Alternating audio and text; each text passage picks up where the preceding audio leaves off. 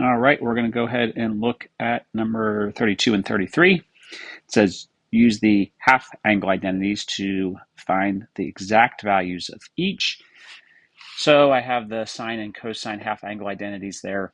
So what we do here, we write cosine of 7 pi over 8 as cosine of 7 pi over 4 over 2.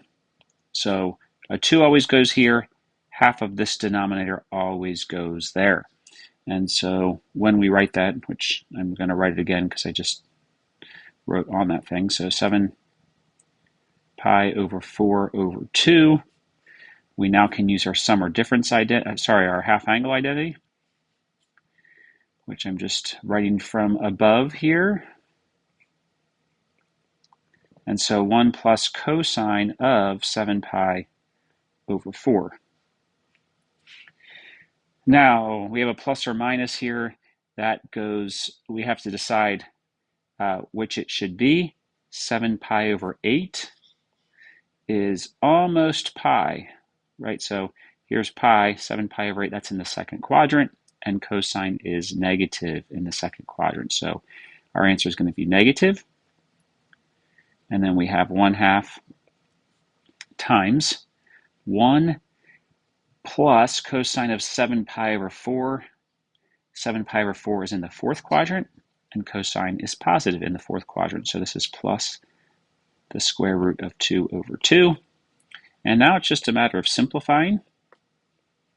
So we can distribute this 1/2. So we're distributing here.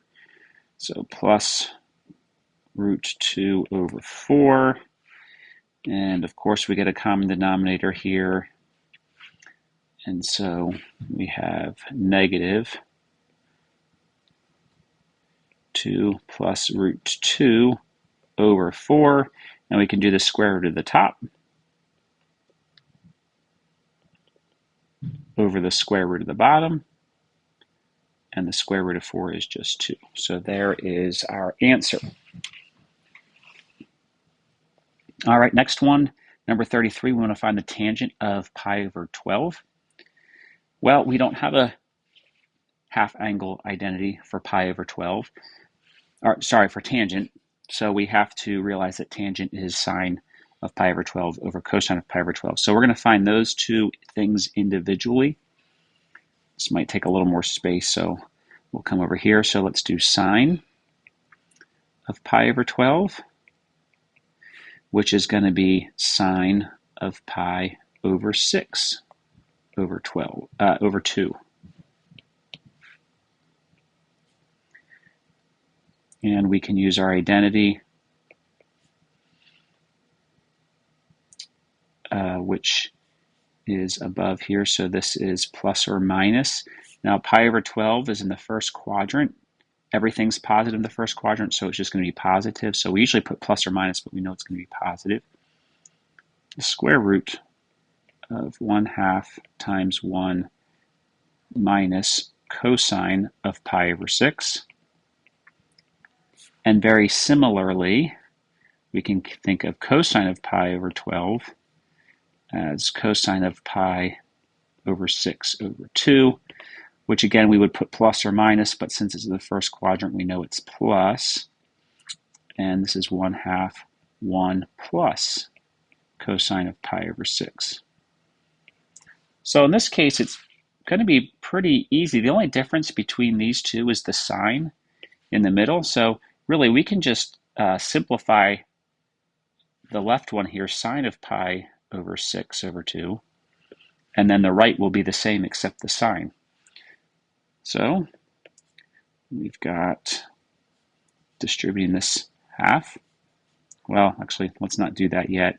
So we have 1/2 1 minus cosine of pi over 6. Cosine of pi over 6 is root 3 over 2. Now we can distribute the 1/2.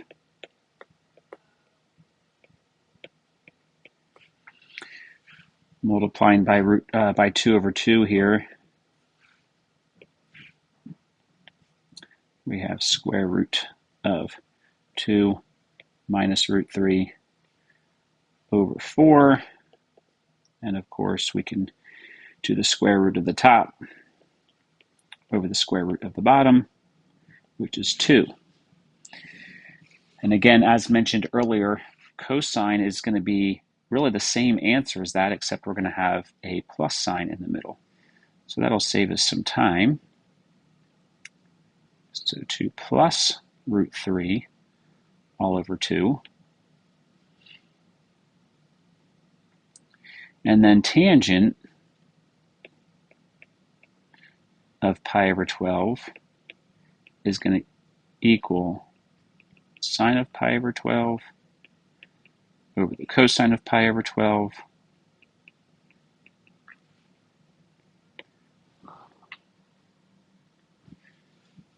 and then we found both of these things. So sine of pi over 12 is square root of 2 minus root 3 over 2 over the cosine of pi over 12, which is square root of 2 plus root 3 over 2.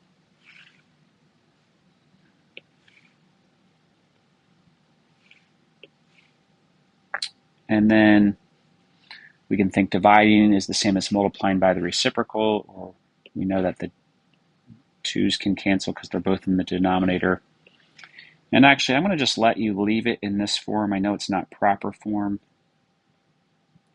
because there's a square root in the denominator, but let's go ahead and just leave it like that. So there's your tangent of pi over 12.